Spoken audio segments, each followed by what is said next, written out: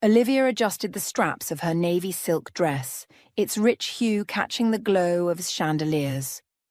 The restaurant, atop the city's highest tower, framed a skyline that sparkled like a jewel box. Across the polished mahogany table sat Ian, her husband of 10 years. His tailored suit was crisp, his woody cologne a familiar comfort. But his smile, once warm enough to melt her doubts, stopped short of his eyes. Lately, those eyes carried a shadow, cool, distant, unreadable. The pinnacle. "Happy anniversary, Liv," Ian said, raising his glass of Cabernet. His voice was smooth, but a faint strain undercut it, like a wire pulled taut. Olivia mirrored him, her smile tight. "To us," she echoed, clinking her glass. The wine's velvety depth should have soothed her, but a sharp unease coiled in her chest, quick and cold. The dining room hummed, silverware clinked, soft jazz wove through murmured conversations, well-heeled patrons laughed over candlelight. Olivia wanted to savor the moment. 10 years with Ian, a decade of triumphs. Her consulting firm was a powerhouse. Ian's investment business, he claimed, was booming. They were the city's golden couple, sleek, successful, admired. But Ian's recent habits gnawed at her. Late-night calls he brushed off as client crises, evasive answers about his deals, the way he'd glance at his phone mid-sentence, his jaw clenching. "You holding up?" Ian asked, cutting his steak. His eyes flicked to her, then back to his plate, quick as a shutter. "Exhausted," Olivia admitted, forcing a chuckle. "The Peterson deal's a grind." Her firm's latest project was brutal, but it wasn't just work. Something was off, like a painting hung slightly crooked. Ian nodded, his gaze sliding to his phone. It buzzed, and he silenced it with a swift tap. Too swift. "Work's relentless," he muttered, fingers drumming the table in a restless beat. Olivia sipped her wine, the unease sharpening. She glanced at their waiter, a young woman with a neat braid, clearing plates nearby. Her name tag read, Sarah. The restaurant's bustle felt jarring against the tension at their table. Olivia set her fork down. "I'm stepping out to freshen up," she said, rising. Ian barely looked up, nodding as he typed on his phone. Her heels clicked on the marble floor as she navigated the crowded dining room to a quiet hallway, the restroom door gleaming under soft lights. Her pulse quickened, unbidden. Was it the wine? The stress?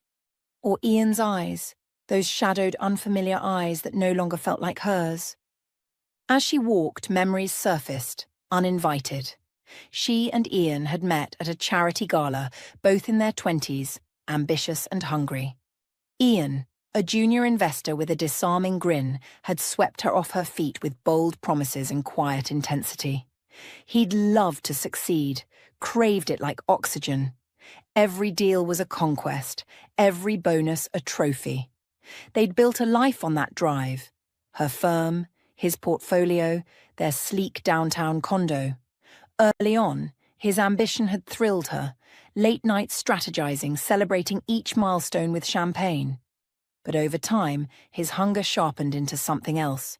Success wasn't enough. He needed to dominate, to outshine. Date nights became pitch meetings.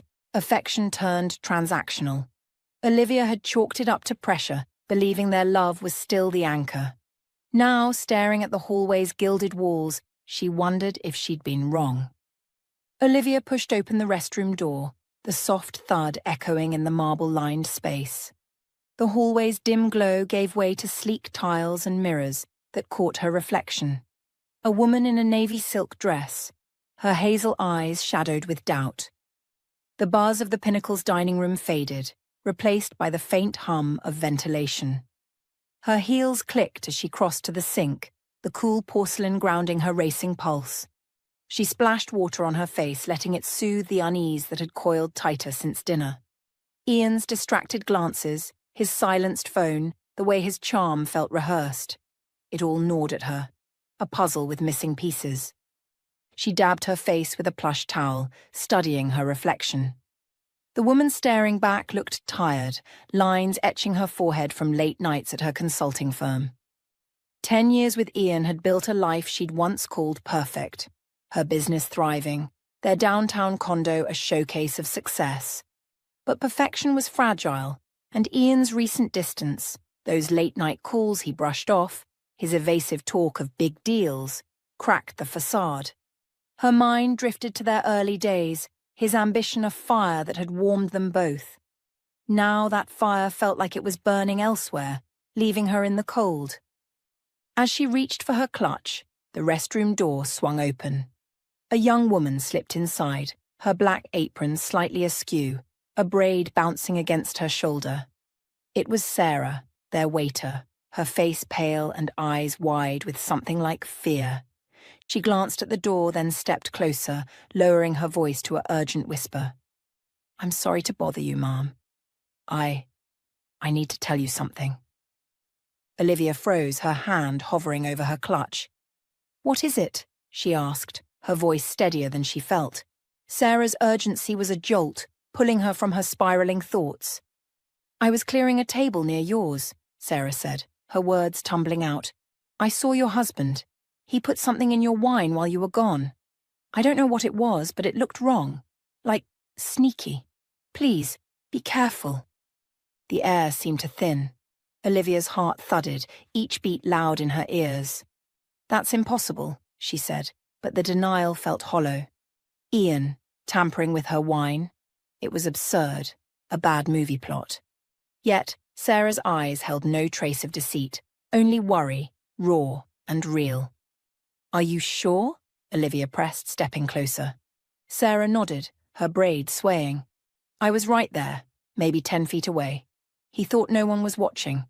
I've seen him here before, always so calculated. I'd want someone to tell me if it was me." She glanced at the door again, as if expecting Ian to barge in. "I have to get back. Just watch your drink, okay?" Before Olivia could respond, Sarah slipped out, the door whispering shut behind her.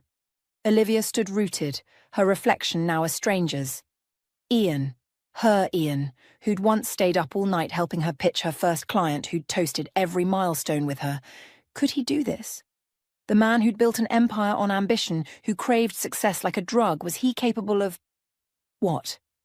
Poison. Sabotage. Her mind recoiled, but Sarah's words clung like damp fog. She gripped the sink, forcing herself to breathe. Maybe it was a mistake, a misunderstanding. Sarah could have misread Ian's actions. Maybe he'd dropped sugar, a prank, anything innocent. But the memory of his shadowed eyes, his nervous fingers on the table argued otherwise. 10 years of trust teetered on a knife's edge. She needed to know, needed to act. Olivia straightened, smoothing her dress with trembling hands. She couldn't confront Ian, not yet. If Sarah was wrong, she'd look paranoid. If Sarah was right… Her stomach twisted. She'd have to be smart, watch him, find proof. The wine glasses were still on their table, untouched since she'd left. An idea sparked, risky but necessary. She'd return, play the loving wife, and see what Ian did next. As she pushed open the restroom door, the hallway's soft lights felt harsher, the distant clatter of the dining room a reminder of the world waiting beyond. Her heels clicked with purpose now, each step a decision. She didn't know what Ian was hiding, but she'd find out. The man she'd loved, the man she'd built a life with, was a question mark now. And Olivia wasn't one to leave questions unanswered. She stepped back into the restaurant's glow, the jazz and chatter enveloping her. Ian sat at their table, his phone still in hand, the 2 glasses of Cabernet glinting under the chandelier. Olivia's pulse quickened, but her face was a mask of calm. Whatever game Ian was playing, she'd play it better. Olivia wove through the Pinnacle's bustling dining room, the jazz and chatter a distant hum against the storm in her mind. The 2 glasses of Cabernet sat on their table, glinting under the chandelier like twin accusations. Ian was still there, hunched over his phone, his fingers tapping out a message. Her pulse thrummed, but she schooled her face into a calm mask. Sarah's warning, Ian slipping something into her wine, felt like a blade hovering over her neck. She couldn't confront him, not without proof. But she could watch. She could act. Sliding into her seat, Olivia forced a smile. "Miss me," she said, her voice light, though her throat was tight. Ian glanced up, his eyes flickering with something. Guilt? Impatience? "Always," he replied, but the word was flat, a reflex. He set his phone face down, his fingers twitching toward his wineglass, then stopping. "You feeling okay? You look pale." "Just the headache," Olivia lied, folding her napkin in her lap. Her eyes darted to the glasses. Hers on the right was untouched, the wine's surface still as a pond. Ian's on the left was identical, but now it held a terrible question. Had Sarah seen what she claimed? Was Ian capable of... what? Poison? Sabotage? The man who'd once carried her over the threshold of their condo, laughing, who'd framed her first client contract like a trophy, could he betray her so completely? She needed to know, needed to be sure. An idea, reckless but sharp, took root. She'd swap the glasses. If Sarah was wrong, no harm done. If she was right, Ian would reveal himself. Her heart pounded, but she kept her movements steady, practiced. "This wine's too good to waste," she said, reaching for her glass. Her fingers brushed it. Then, in a fluid motion disguised as a stretch, she nudged Ian's glass to her side and slid hers to his. The swap was quick, seamless, hidden by the flicker of candlelight and the angle of her body. Ian didn't notice. He was back on his phone, typing furiously, his brow creased. Olivia's chest tightened, but she sipped the wine, his wine, its bitterness now laced with dread. "To 10 more years," she said, raising the glass, her eyes locked on his. He looked up, startled, then mirrored her. 10 more, he echoed, his smile thin. He lifted his glass, her glass, and drank deeply, his throat bobbing. Olivia watched, breath held, searching for a flinch, a hesitation. Nothing. He set the glass down, wiping his mouth with a napkin, and leaned back, relaxed. Too relaxed. The dining room spun on, waiters gliding, glasses clinking, a woman's laugh cutting through the jazz. Olivia's mind raced. Had Sarah been mistaken? Or was Ian's calm an act, a predator's ease before the strike? She needed to keep him talking, to watch for cracks. "So," she said, twirling her fork, "how's that big deal you mentioned?" "The one keeping you up all night?" Ian's eyes narrowed, just a fraction. "It's complicated," he said, his voice clipped. "High stakes, big players. You know how it is." His fingers drummed the table, a nervous tick she'd seen more often lately. He checked his watch, then glanced at her glass. His glass, still half full in front of her. "You're not drinking much," he noted, his tone too casual. "Saving it," Olivia said, her smile a shield. "Want to savour it?" Her mind flashed to a memory, unbidden. Ian 2 years ago, pacing their condo, ranting about a failed trade. "I'm bleeding money, Liv," he'd snapped, his face flushed. "The market's a shark tank and I'm chum." She'd calmed him, promised they'd weather it together. But the calls from creditors had started soon after, hushed conversations he thought she didn't hear. His ambition, once a shared flame, had turned ravenous, consuming everything, trust, time, them. Now, as Ian toyed with his napkin, Olivia saw the man he'd become, a gambler out of chips, his charm a fraying mask. She'd learned of his losses through whispers, colleagues mentioning Ian's bad bets, a client joking about his sinking ship. He'd hidden the depth of it, but the truth was clawing free. His investment firm was a house of cards, propped up by lies and leveraged bets. Creditors were circling, their demands a noose. Olivia's firm, her wealth, was his lifeline. But how far would he go to claim it? Her thoughts snapped back as Ian coughed, a small dry sound. He cleared his throat, then coughed again, his hand rising to his temple. "You okay?" Olivia asked, her voice steady despite the jolt in her chest.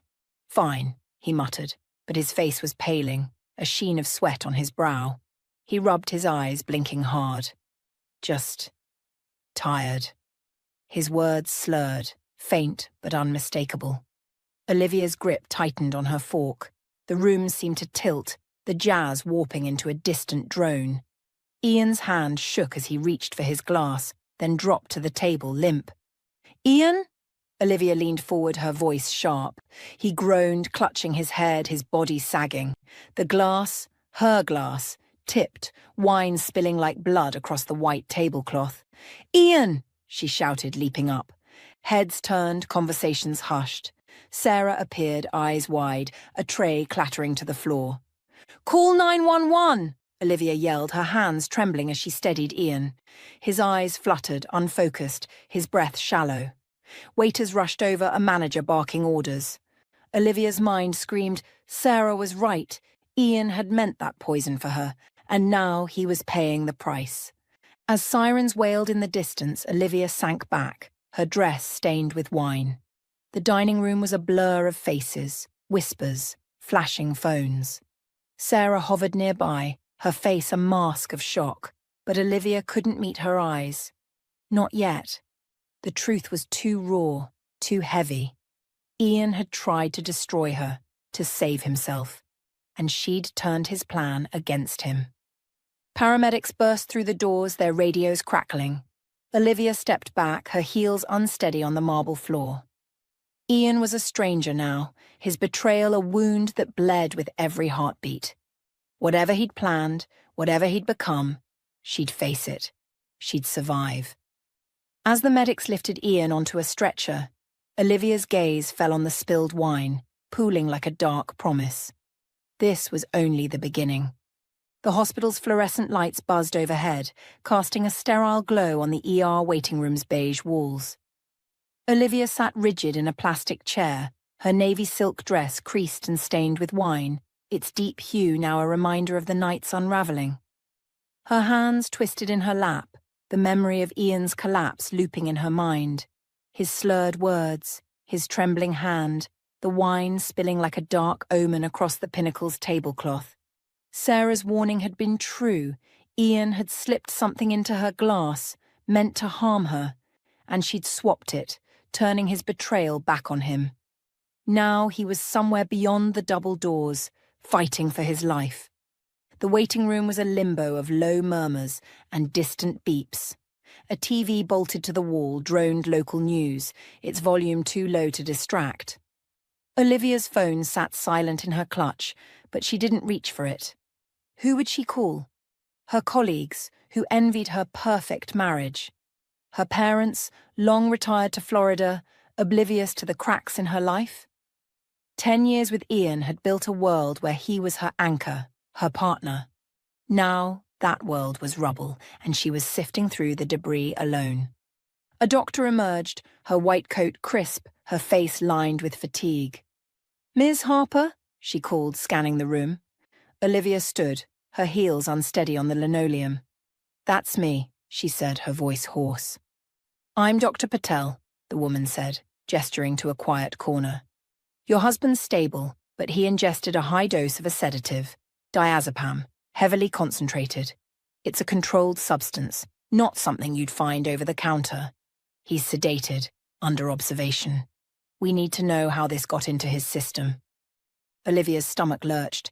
Diazepam 5.01. The drug meant for her, now coursing through Ian. She swallowed, her throat dry.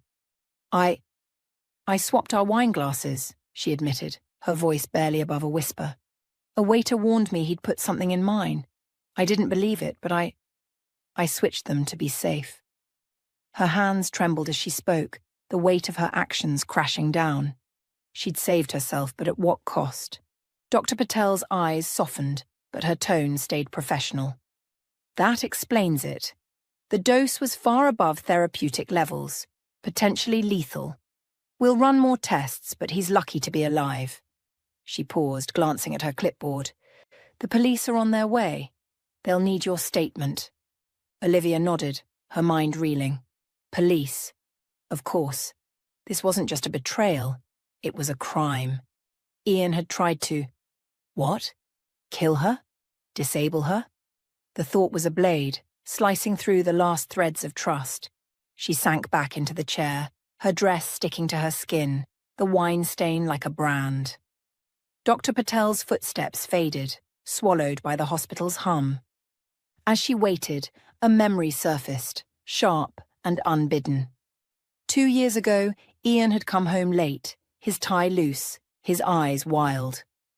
"I'm in deep, Liv," he'd confessed, pacing their condo's living room. "A bad trade, leverage too high, the firm's underwater." She'd sat on their leather sofa, stunned as he outlined the losses. Millions, tied to risky stock bets. Creditors were calling, their demands relentless. "I need your help," he'd said, gripping her hands. "Your firm's cash flow, it could tide us over." She'd refused, citing her client's trust, but promised to support him. He'd nodded, kissed her forehead, and vowed to fix it. But the late-night calls never stopped, and his promises grew hollow. Now, in the hospital's cold light, Olivia saw the truth. Ian hadn't fixed it. He'd doubled down, his ambition a runaway train. Her firm, her wealth, was his escape hatch. But how had he planned to claim it? A flashback cut through her haze. Ian, 6 months ago, at a dinner with his lawyer friend, Tom. They'd spoken in low tones, passing papers across the table. "Just estate planning," Ian had said when she asked, his smile too quick. Estate planning? Or something darker? Had he meant to drug her, declare her unfit, seize her assets? The sedative suggested worse. If she'd drunk that wine, she might not be sitting here now. The double doors swung open and a woman in a navy blazer approached, her badge glinting. "Olivia Harper," she said, her voice crisp but kind. "I'm Detective Carla Rogers. I need to talk about what happened at the Pinnacle." Her notepad was already out, pen poised. Olivia stood, smoothing her dress, though it felt futile. "Okay," she said, her voice steadier now. She followed Rogers to a small consultation room, its walls bare except for a faded poster about hand hygiene. As they sat, Olivia recounted the night. Sarah's warning, the glass swap, Ian's collapse. Her words were measured, but her hands shook, betraying the storm inside. "I didn't know what he'd put in it," she finished, her eyes on the table. I had to be sure." Rogers nodded, scribbling notes. "The waiter, Sarah, she's given a statement. Says she saw Ian tamper with your drink while clearing a table. We're pulling the restaurant's security footage to confirm. If it checks out, this is serious. Attempted poisoning, at minimum." She paused, her eyes meeting Olivia's. "You did the right thing swapping those glasses, but we need to dig into Ian's motives. Any recent changes? Financial trouble, maybe?" Olivia's breath caught. Motives. The word unlocked a flood of clues. Ian's late-night calls, his evasiveness, the creditor's whispers. "His firm's been struggling," she said. She trailed off, the pieces clicking into place. Ian's desperation, his lawyer's papers, the sedative, it all pointed to a plan to eliminate her, to claim her wealth as his own. Rogers leaned forward. "We'll look into his finances, his contacts. If he was planning something, fraud, worse, we'll find it." She closed her notepad. "Stay reachable, Ms. Harper. We'll be in touch." As Rogers left, Olivia leaned back, the chair creaking under her weight. The hospital's hum was relentless. Beeps, footsteps, a distant cough. Ian was stable, but the man she'd loved was gone, replaced by a stranger who'd gambled their life and lost. She'd saved herself, but the cost was a truth she couldn't unsee. Her marriage was a lie, and the man behind it was a threat. Whatever came next, police, lawyers, questions, she'd face it. She had to. A nurse passed by, her sneakers squeaking on the linoleum. Olivia's clutch buzzed, a text lighting up her phone. She ignored it, her eyes fixed on the double doors. Ian was in there, sedated, a ticking bomb of secrets. And she was out here, awake, ready to uncover them all. The hospital's fluorescent hum lingered in Olivia's ears as she stepped into the morning light, her navy silk dress now a crumpled relic of last night's chaos. Her condo was a cab ride away, but sleep felt impossible. Ian was stable, sedated, his betrayal a wound that pulsed with every heartbeat. The sedative in his system, meant for her, confirmed Sarah's warning, and Detective Rogers' questions had cracked open a truth Olivia couldn't ignore. Ian's financial ruin was the key to his actions. Her phone buzzed again, the same unknown number from the hospital. She hesitated, then answered, her voice raw. "Hello? Olivia Harper. This is Mark Ellison," a gruff voice said, clipped and urgent. "Ian's old business partner. We need to talk. About him. Can you meet me at Brew and Bean on 5th? 10 a.m. Olivia's grip tightened on the phone. Mark Ellison. A name Ian had mentioned years ago, always with a smirk, as if Mark were a footnote in his rise to glory. Their falling out was a mystery, but Mark's tone carried weight, like a man with a score to settle. "What's this about?" she asked, her breath fogging in the chilly air. "Ian's not who you think," Mark said. "I've got proof. Things you need to know. 10 o'clock, Olivia. Come alone." The line went dead. Olivia stared at the phone, the city waking around her, horns honking, pedestrians weaving past. Her condo, with its sleek furniture and Ian's cologne still lingering, felt like a trap. She hailed a cab, her mind racing. Mark's call was a lifeline, a chance to understand the man who'd tried to destroy her. She'd be there. Brew and Bean was a cozy nook on a quiet street, its wooden tables scarred from years of coffee mugs. The aroma of roasted beans hit Olivia as she pushed through the door, her flats, swapped for heels in the cab, silent on the hardwood. Mark sat in a corner booth, a wiry man in his 40s, his salt and pepper hair cropped short, his eyes sharp but weary. A manila folder lay in front of him, its edges worn. He nodded as she approached, gesturing to the seat across. "Thanks for coming," Mark said, his voice low like he was guarding secrets from the barista steaming milk nearby. "I know this is sudden, but you're in deep with Ian, and you don't even know it." Olivia slid into the booth, her pulse quickening. "What do you mean?" she asked, her hands clasped to hide their tremor. "I know he's in trouble, financially. He tried to hurt me last night. What else is there?" Mark leaned forward, his gaze piercing. "Ian's broke. Beyond broke. His firm's a shell, bled dry by bad stock bets. He's been dodging creditors for years, leveraging everything. Your condo, your firm's reputation, even my business." He tapped the folder. "This is what he's been hiding, and what he planned for you." Olivia's breath caught. She opened the folder, her fingers brushing dog-eared papers. Bank statements, forged medical reports, emails to a lawyer named Tom Carver. One document, stamped with a psychiatrist's letterhead, claimed she had early-onset dementia, rendering her unfit to manage her affairs. Her heart sank, the words a punch to the gut. "This is about me," she whispered, her voice cracking. "He was going to declare me incompetent?" "Exactly," Mark said, his jaw tight. "Ian's debts are in the millions. Creditors are circling, ready to seize everything. Your firm's assets, your wealth, are his only way out. He's been setting you up for months, bribing doctors, forging records. If he got guardianship, he'd control your money, your life.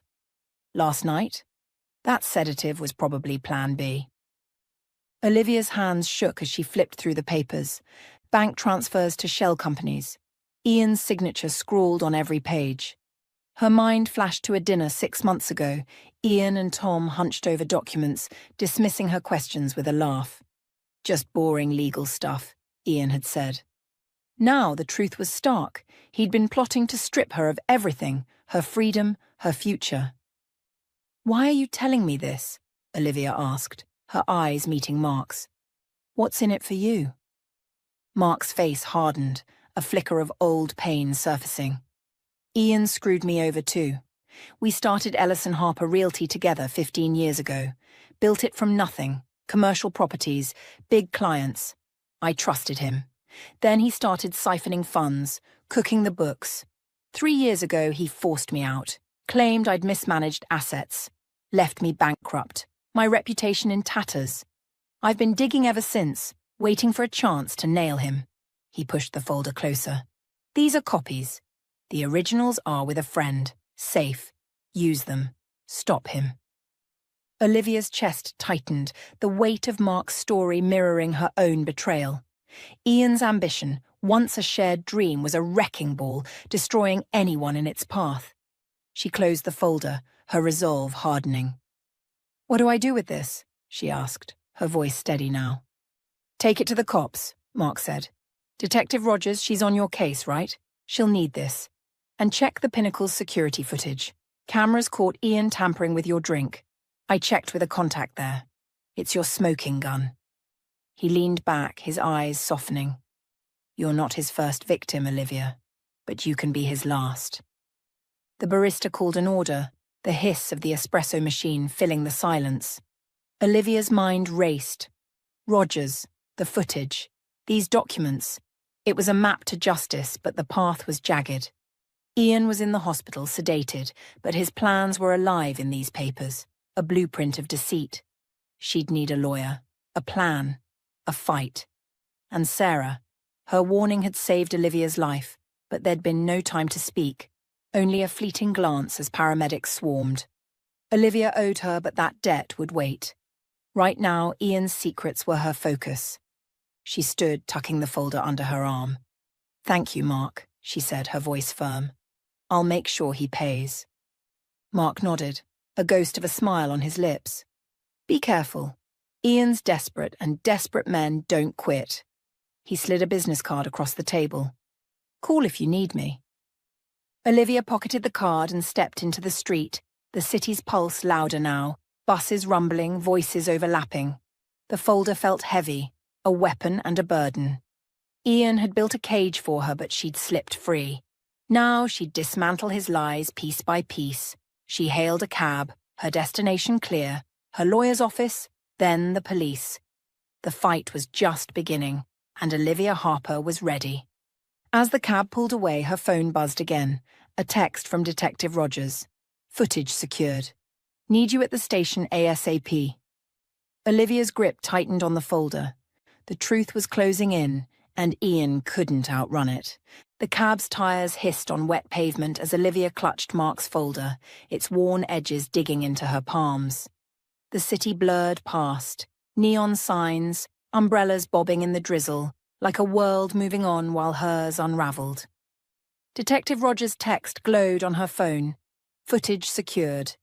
Need you at the station ASAP." Ian's betrayal, laid bare by Mark's documents, was no longer a suspicion, but a blueprint. Forged medical reports to declare her incompetent, bank transfers siphoning her firm's reputation. A sedative meant to silence her. Her marriage was a lie, and the man she'd loved was a predator. But Olivia wasn't prey. Not anymore. She directed the driver to Diane Kessler's law office first, a glass-fronted suite in the business district. Diane, her lawyer for a decade, had shepherded Olivia's consulting firm through contracts and crises. If anyone could navigate this mess, it was her. The elevator ride was silent, the folder a heavy anchor in Olivia's hands. Ian's plan, guardianship, control of her wealth, was a ticking bomb, and she needed to disarm it before he woke from his hospital bed. Diane's office smelled of coffee and old books, its shelves crammed with legal tomes. She rose from her desk, her silver hair pulled into a neat bun, her eyes sharp behind wireframe glasses. "Olivia, you look like hell," she said, blunt as ever, gesturing to a leather chair. "What's happened?" Olivia sank into the seat, the folder thudding onto the desk. "Ian tried to poison me," she said, her voice steady despite the tremor in her chest. She recounted the night at the Pinnacle, Sarah's warning, the glass swap, Ian's collapse. Then Mark's revelations, debts, forged dementia reports, a scheme to seize her assets. She slid the folder forward. "This is proof. He's been planning to declare me unfit, take everything. I need a divorce, Diane, and a restraining order. Now." Diane's brow furrowed as she flipped through the documents, her fingers pausing on the psychiatrist's letterhead. "This is monstrous," she murmured. "These forgeries are sophisticated, bribed doctors, notarized lies. He's already filed preliminary guardianship papers, Olivia.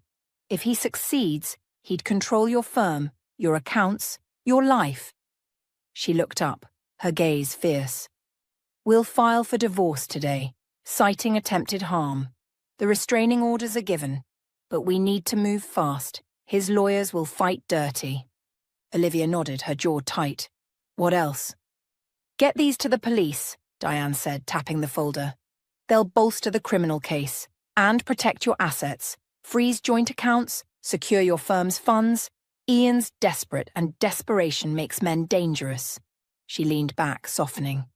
You're strong, Olivia. You'll get through this. The words were a lifeline, but Olivia's mind snagged on Sarah, the waiter whose warning had saved her.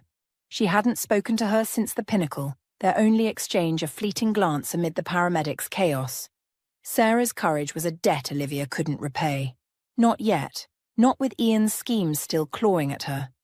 But she'd find a way, once the dust settled. At the police station, a squat brick building smelling of burnt coffee, Detective Carla Rogers waited in a cluttered office. Papers spilled across her desk, a flickering fluorescent bulb casting shadows. Ms. Harper, Rogers said, standing, her navy blazer creased from a long shift. Thanks for coming.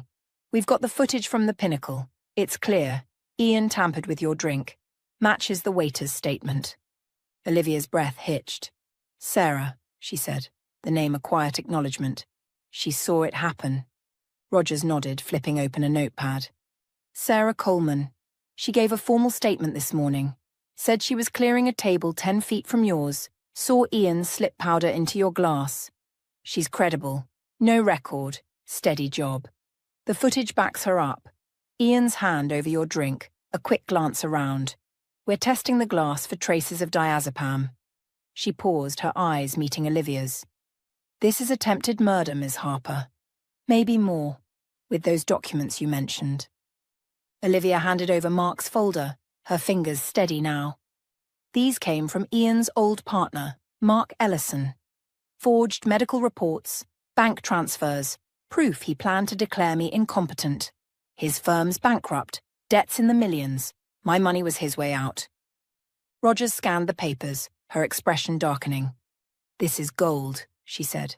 We're digging into Ian's finances, shell companies, creditor complaints. Ellison's been in touch too. Says Ian ruined him, stole their real estate firm. We'll verify these documents, but they're a slam dunk for fraud, maybe conspiracy.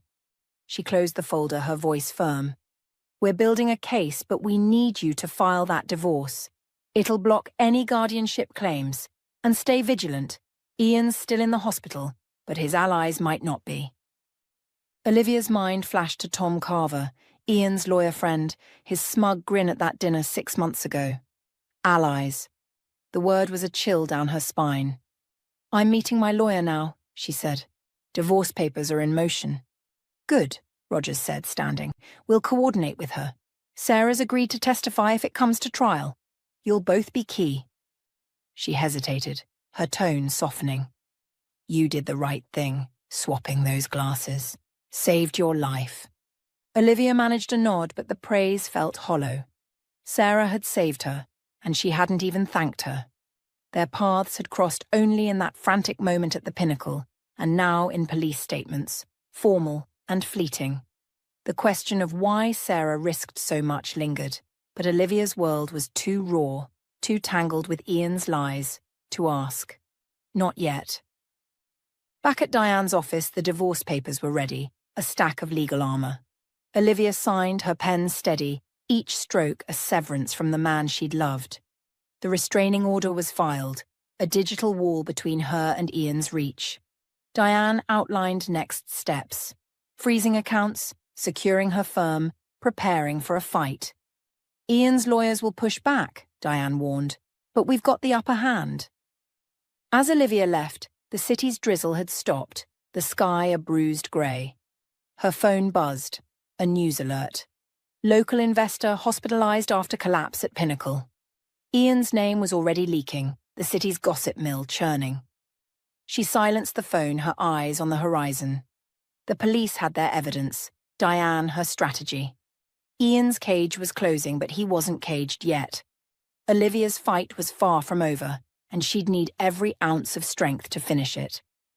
She hailed a cab, the folder now with Rogers, its secrets in motion. The station's fluorescent buzz faded, replaced by the city's hum. Ian's world was crumbling, and Olivia was the one wielding the hammer. As the cab pulled into traffic, a text from Diane flashed. Papers filed. Stay safe. Olivia leaned back, her resolve a quiet fire. Tomorrow the world would know Ian's truth, and she'd make sure it burned. The city's pulse thrummed outside Diane's office as Olivia stepped onto the sidewalk, the grey sky now streaked with dusk. Her phone buzzed relentlessly, texts from colleagues, a missed call from her assistant, the news alert about Ian's collapse still glowing on the screen. Local investor hospitalized after collapse at Pinnacle. The headline was a spark, and the city's gossip mill was kindling, ready to ignite. She silenced the notifications, her breath sharp in the cooling air. The divorce papers were filed, the restraining order in place, Mark's folder now with Detective Rogers. Ian's lies were unraveling, but the fight was far from won. She hailed a cab, directing it to her condo, though the thought of its sleek walls, Ian's cologne still lingering in the closets, felt suffocating. Her navy silk dress, creased from the hospital and police station, clung to her like a second skin. She needed a shower, a plan, a moment to breathe. But as the cab merged into traffic, her phone lit up again. Detective Rogers. Olivia answered, her pulse quickening. Yes? Ms. Harper, it's Rogers, came the crisp voice, laced with urgency. We've got him. Ian's been arrested. He's stable enough to be moved from the hospital to custody. Charges are attempted murder, fraud, and conspiracy, based on the footage, Sarah's statement, and Ellison's documents. I need you to come by tomorrow to review the case. Can you make it? Olivia's chest tightened, relief and dread colliding. Arrested, she echoed, the word heavy. Yes, I'll be there. Thank you, Detective. The call ended, and she leaned back, the cab's vinyl seat creaking. Ian, in cuffs, his charm stripped away. The man who'd vowed to love her, who'd plotted to steal her life, was finally cornered. But the victory felt hollow, shadowed by the years she'd trusted him. At her condo, Olivia flicked on the TV, the local news channel blaring. A reporter stood outside the hospital, her voice sharp over the wind. Breaking news. Ian Harper, prominent investor, was arrested today on charges of attempted murder and fraud. Sources say Harper collapsed at the Pinnacle restaurant last night after allegedly tampering with a drink intended for his wife, Olivia Harper, owner of Harper Consulting. Security footage and witness testimony have led to a swift arrest. Harper's firm, once a titan in the investment world, is reportedly insolvent, raising questions about financial motives. Olivia muted the TV, Ian's mugshot frozen on the screen. His eyes, once warm, were hollow, his jaw set in defiance. The city was devouring the story. Her colleagues' texts buzzed with shock, though some, like her CFO, hinted at long-held suspicions. Always thought Ian was slippery. You okay? The whispers about his bad bets and creditor calls, once dismissed, now roared in her ears.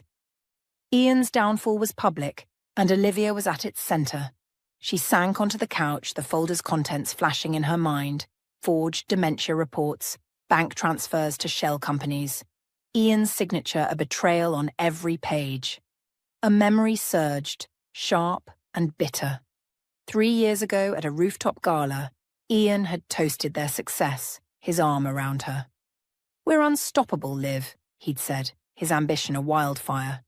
But later, she'd overheard him with a client, laughing about cutting dead weight to stay ahead. She'd thought he meant competitors, not partners, not Mark, not her. Now she saw the truth. Ian's hunger for success was a blade, and she'd been too close to dodge it. Her phone pinged. A text from Diane. Arrests all over the news. Stay off social media. We'll prep for court tomorrow. Olivia nodded to herself, though the condo's silence pressed against her. Court. Ian would face her, his lies laid bare. She'd need to be ready, her armor intact. Sarah too would be there, her testimony a cornerstone. Olivia owed her everything, but their only contact had been that frantic night and a formal police statement. The question of why Sarah risked so much gnawed at her, but the legal storm, divorce, charges, asset battles, left no room to ask. Not yet. Another memory clawed free. Ian, a year ago in their kitchen, his laptop open to a spreadsheet. Just restructuring, he'd said when she glanced at the screen, slamming it shut. She'd laughed, teasing him about secrecy, but his smile had been tight, his eyes darting to his phone. Restructuring, or scheming? Mark's words echoed. He's been setting you up for months. Ian's plan was clear now. Drug her, declare her unfit, seize her firm's millions to pay his debts. If the sedative had worked, she'd be in a hospital bed. Her life his to control. Or worse, gone entirely. Her wealth his inheritance. The TV flickered, now showing a pundit dissecting Ian's firm. Harper's losses were catastrophic, the man said, graphs flashing.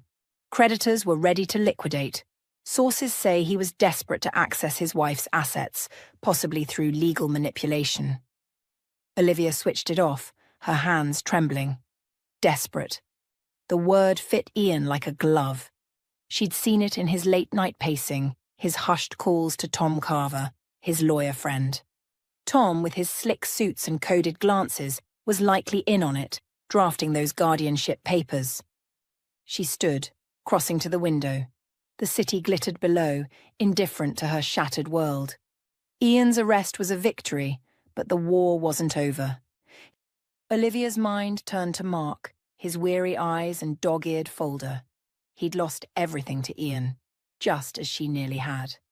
And Sarah, her quiet courage a spark in the dark. They were her allies now, though Sarah remained a mystery, her motives locked away until Olivia could face her. Her phone buzzed again. Rogers. Station, 9 a.m.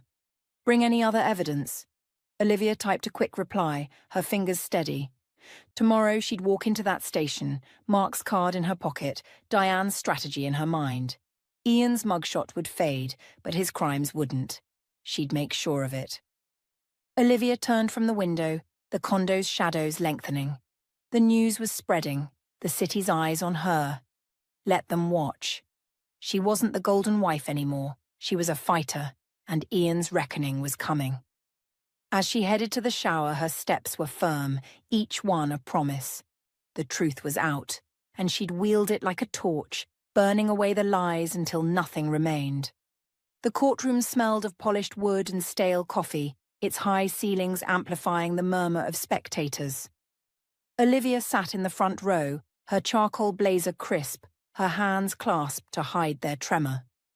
Weeks had passed since Ian's arrest, the city's gossip mill now a roar, headlines screaming investors' poison plot, her firm's name tangled in the fallout. Today Ian faced trial, and Olivia was here to testify, to see the man who'd tried to erase her. Diane sat beside her, her silver hair gleaming under fluorescent lights, her briefcase stuffed with Mark's documents and police reports. The air was thick with anticipation, a storm about to break. The bailiff's voice cut through the hum. All rise. The judge, a stern woman with grey streaks in her bun, entered, her robes swishing. Olivia stood, her eyes locking on Ian as he was led in, handcuffs glinting.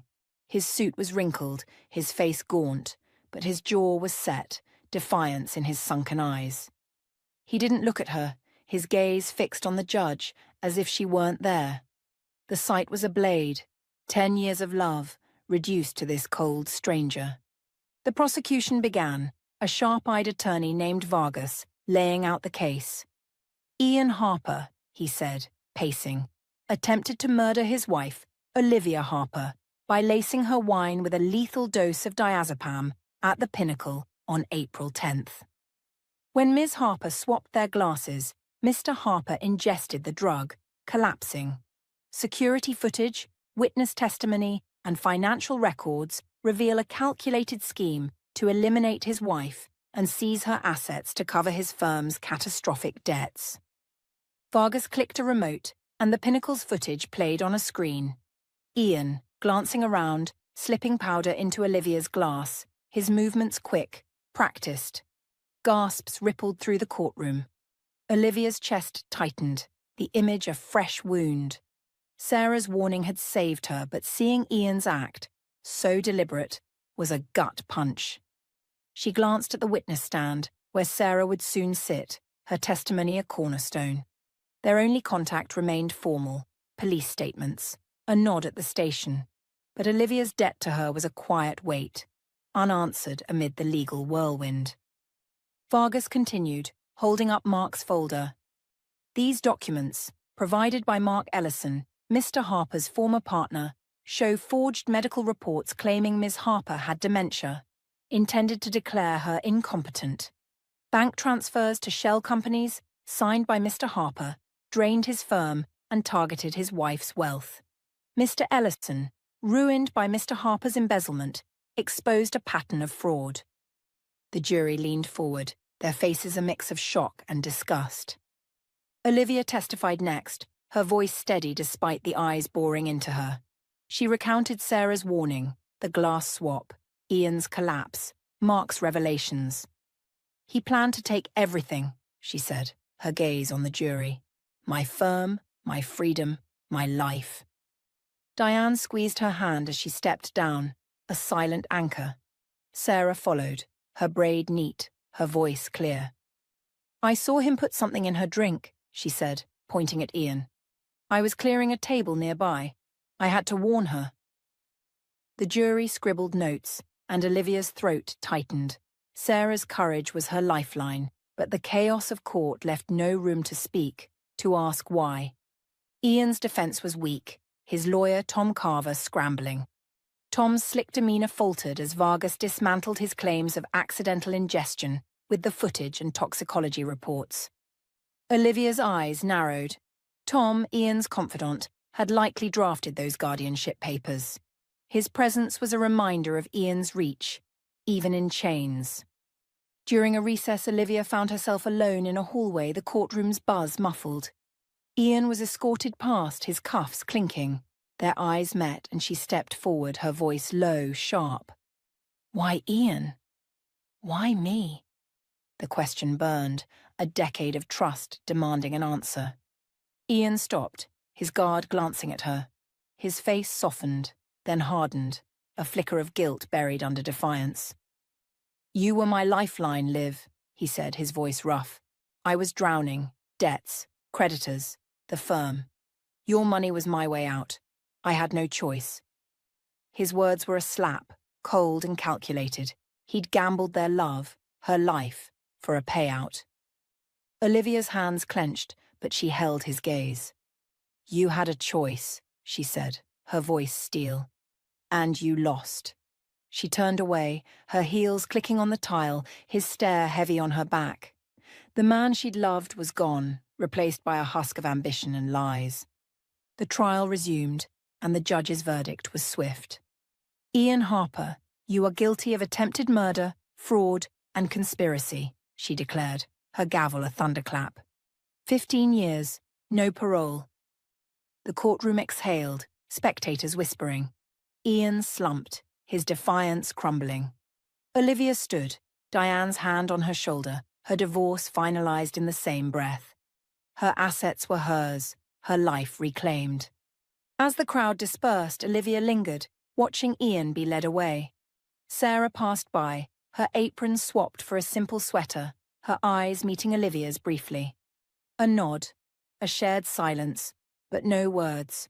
Court had consumed them both, the question of Sarah's motives still a quiet hum in Olivia's mind. She'd find her, thank her, but not today. The legal storm was over, but its wreckage remained. Outside, the city buzzed, news vans circling the courthouse. Olivia's phone lit up, texts from colleagues, a voicemail from her CFO. You're free, Olivia. We've got your back. She pocketed it, the air sharp with autumn's bite. Ian's confession echoed, a final nail in their past. She was no longer his wife, his victim. She was Olivia Harper, survivor, fighter. The courthouse loomed behind her, a chapter closed. But a new one was opening and she'd write it herself. Diane joined her, briefcase in hand. "You did it," she said, her smile rare but warm. "What's next?" Olivia looked at the skyline, its lights defiant against the dusk. "I need to start over," she said, her voice firm. "And I need to find Sarah. She saved me. I owe her more than I can say." Diane nodded, and they walked to her car, the city's hum a promise of tomorrow. Ian was gone, but Olivia's fight, for truth, for freedom, was just beginning. The autumn sun filtered through the condo's floor-to-ceiling windows, casting long shadows across the hardwood. Olivia stood in the living room, a cardboard box at her feet, the space stripped bare. The sleek furniture, Ian's cologne-scented closets, the framed photos of their perfect life, gone, sold, or donated. The condo, once a symbol of their success, was a mausoleum of lies, its walls echoing his betrayal. Ian was in prison, convicted of attempted murder and fraud, his 15-year sentence a final severing. The divorce was final, her assets secure, but freedom was more than papers. It was this: letting go. Olivia taped the last box shut, her fingers steady. The trial's chaos, headlines, colleagues' whispers, Ian's cold confession in the courthouse hallway had faded, leaving a quiet resolve. She'd survived his poison, his schemes to declare her incompetent, his hunger for her firm's millions. Now she was rewriting her story. The condo's sale closed tomorrow, and she'd already bought a cottage in the suburbs, a small haven with wildflowers and a porch swing. A place to breathe, to heal. She carried the box to the elevator, the city's hum filtering through the lobby. Her phone buzzed. A text from Diane. "Sales on track. Call if you need me." Olivia smiled, pocketing it. Diane had been her rock, navigating the divorce and asset battles with precision. But another figure lingered in her mind. Sarah Coleman, the waiter whose warning at the Pinnacle had saved her life. Their only interactions, Sarah's urgent whisper, a nod at the police station, a glance in court, were fleeting, swallowed by the legal storm. Olivia owed her everything but hadn't spoken to her, hadn't asked why she'd risked so much. Now, with Ian behind bars, she could. At the cottage, Olivia unpacked, the scent of fresh paint mingling with pine from the open windows. The living room was modest, its walls bare but begging for colour. She'd enrolled in an art class, a whim born of old sketchbooks she'd found while packing. Painting was a release, each stroke a reclaiming of herself. Her first canvas, a swirl of blues and golds, hung above the fireplace, a promise of new beginnings. Her firm was on autopilot, her CFO handling daily operations, giving Olivia space to explore what came next. Weeks turned to months, and Olivia travelled. Paris's cobblestone streets, Tokyo's neon glow, a quiet vineyard in Tuscany. Each trip was a shedding, a peeling away of the golden wife Ian had shaped her into. In Paris, she sketched the Seine at dawn, her pencil capturing the water's dance. In Tokyo, she laughed with a street artist, their shared love of colour bridging languages. Tuscany's rolling hills taught her silence, the kind that healed. She was no longer Olivia Harper, the CEO, the victim. She was just Olivia, alive, free. Back at the cottage, spring bloomed, wildflowers nodding in the breeze. Olivia sat on the porch, a sketch pad in her lap, her phone beside her. She'd been thinking of Sarah, the debt that grew heavier with time. Sarah's courage, warning a stranger testifying against Ian, deserved more than silence. Olivia imagined her as a waiter, perhaps struggling, her life tethered to the Pinnacle's long shifts. Maybe she could help. Money, to ease any burdens. A job at her firm, leveraging Olivia's contacts. Something tangible to match the life Sarah had saved. She opened her phone, searching for Sarah Coleman. A LinkedIn profile popped up, sparse but professional. Waiter, the Pinnacle. City College, part-time. No photo, no hints of her story. Olivia drafted a message, her fingers hesitating. Sarah, it's Olivia Harper. I owe you more than words can say. Can we meet? I'd like to thank you properly. Coffee my treat. She hit send, her heart light with anticipation. Sarah's motives, still a mystery, tugged at her. Why had she stepped in, risking her job, her safety? The question was a quiet hum, waiting to be answered. Her phone pinged. A reply. Olivia, glad you're okay. Coffee sounds great. Riverside Cafe, Saturday, 11 a.m.? Olivia smiled, typing perfect. See you then.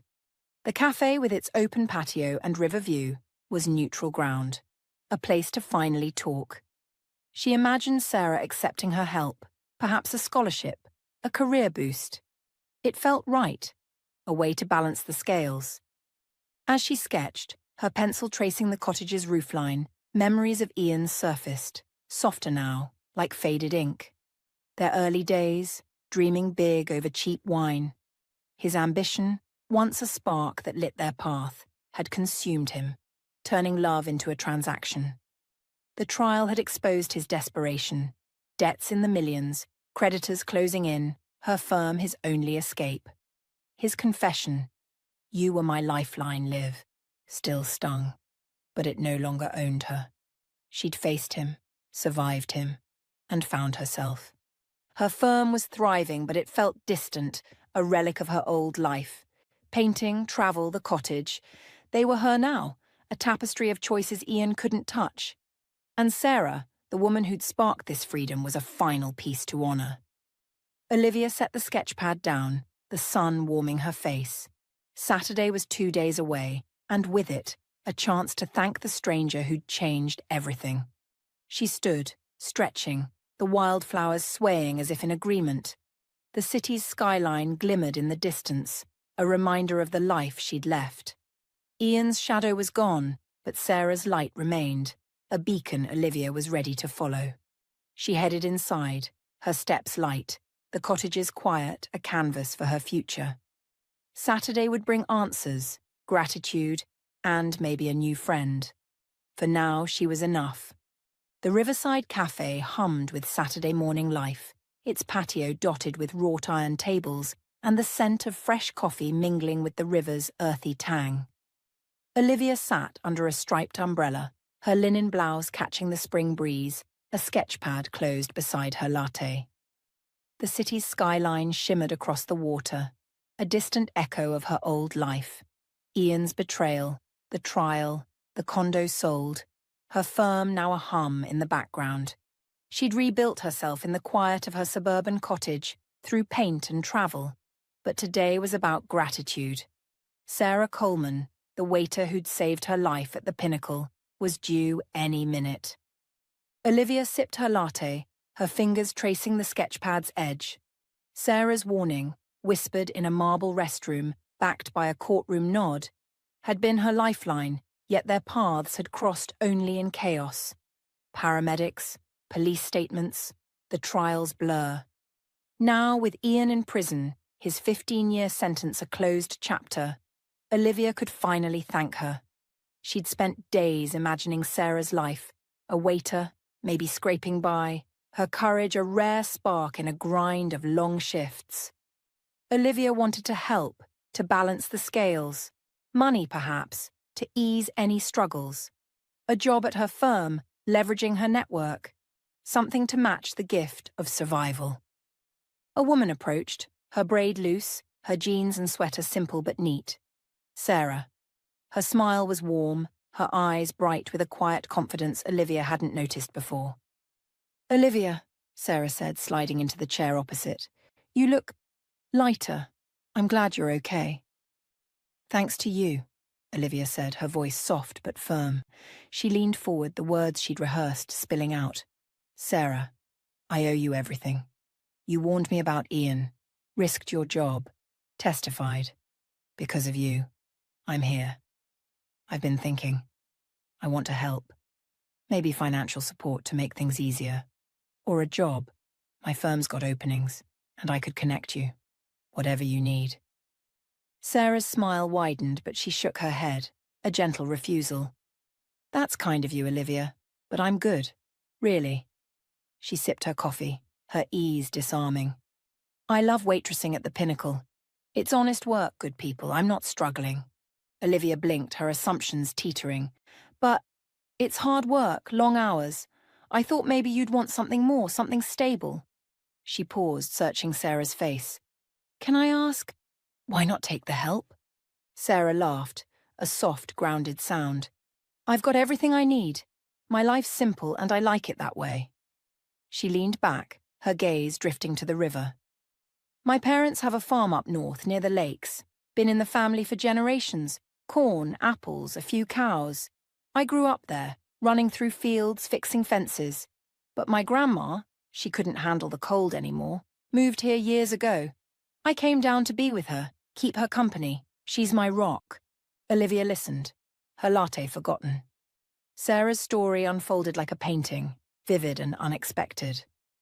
And your boyfriend, Sarah continued. Jake, he's a semi-truck mechanic. Moved with me when I said I was coming. He's happy fixing engines, I'm happy serving tables. We've got a little apartment, a dog named Rusty. It's enough. The words landed like a quiet revelation. Olivia had pictured Sarah as a struggling savior, her courage a desperate act. Instead, she was content, rooted in a life of her own choosing. You don't want more? Olivia asked, her voice tinged with awe. A bigger career? A different path? Sarah shrugged, her smile serene. I've got family, love. A job I enjoy. Ambition's great, but I'm not chasing it. Life's too short to want what I don't need. She tilted her head, her eyes meeting Olivia's. You've been through hell.